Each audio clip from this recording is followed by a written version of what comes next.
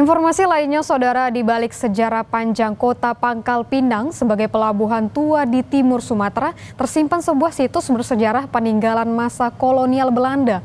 Kerkhof, sebuah kompleks pemakaman yang menyimpan 1000 cerita, 102 jenazah dimakamkan di bawah nisan-nisan yang mulai pudar di gerus zaman. Kerkhof Pangkal Pinang, tempat peristirahatan terakhir bagi sekitar 102 warga Belanda pada era penjajahan. Komplek pemakaman ini terletak di Jalan Hormen Madati, Kampung Melintang, Pangkal Pinang.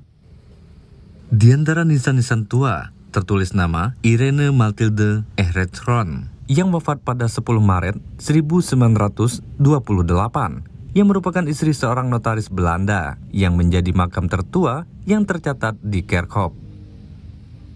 Bangka yang kaya timah menjadi magnet ekonomi penting pada saat itu. Bahkan pada masa pendudukan tersebut, Belanda mendatangkan para pekerja dari berbagai negara untuk mengeksplorasi timah.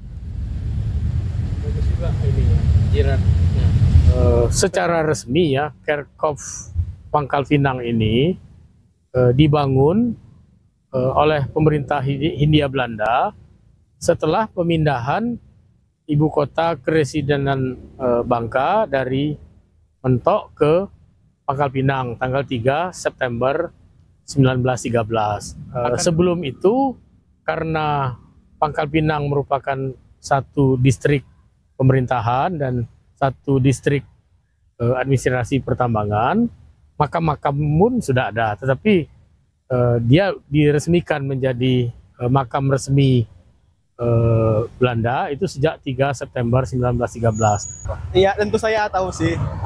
Terus abang pernah masuk ke dalam? Pernah.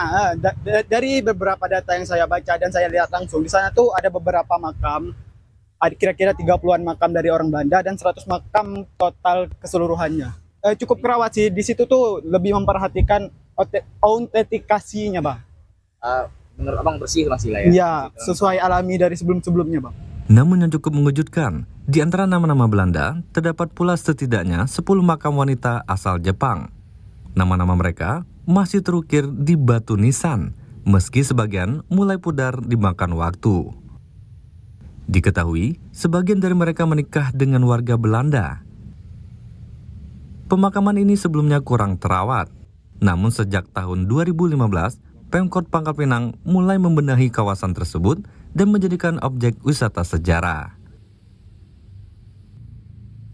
Nanda Ardiansah, Kompas TV, Pangkal Pinang, Kepulauan Bangka Belitung.